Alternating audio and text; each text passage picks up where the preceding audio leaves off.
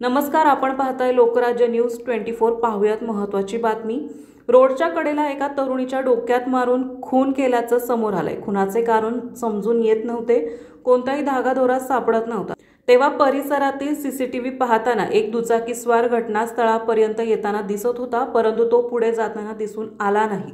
या एकमेव धाग्यावरून उरळी कांचन पोलिसांनी तरुणीच्या खुनाला अटक केली। दिनेश पाटोळे असं या नराधमाचे नाव आहे। पूनम ठाकूर असे खून झालेल्या तरुणीचे नाव आहे। उरळी कांचन ते नायगाव रोड लगत गगन आकांक्षा सोसायटी जवळ 14 ऑक्टोबर रोजी संध्याकाळी पूनम हिचा मृतदेह आढळून आला होता। तिच्या डोक्यात दगड घालून खून करण्यात आला होता। जवळच पर्स, मोबाईल, चप्पल, सॅक पडलेली होती। लोकवस्तीजवळ तरुणीचे खून झाल्याने एकच खळबळ उडाली। पोलीस अधीक्षक संदीप सिंग गिल यांनी घटनास्थळाला भेट देऊन तपासाच्या सूचना दिल्या। गुन्हे शाखा आणि उरळी कांचन पोलिसांची 4 पथके तयार केली। त्यांनी तरुणीच्या संपर्कातील तसेच परिसरातील 200 ते 250 लोकांकडे तपास केला, तरी माहिती मिळत नव्हती।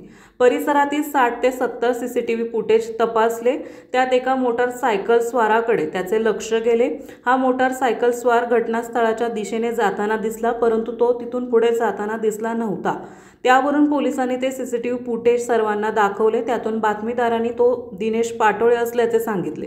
पोलिसांनी त्याला ताब्यात घेऊन चौकशी केली, तेव्हा त्याने गुन्हा कबूल केला। पूनम ही एकटी पायी जात होती।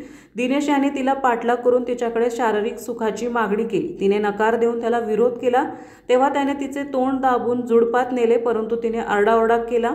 तेव्हा त्याने रागाच्या भरात तेथील दगड उचलून डोक्यात मारून तिचा खून केला। पोलिसांनी त्याला अटक करून न्यायालयात हजर केले। न्यायालयाने 27 ऑक्टोबर पर्यंत पोलीस कोठडी दिली आहे।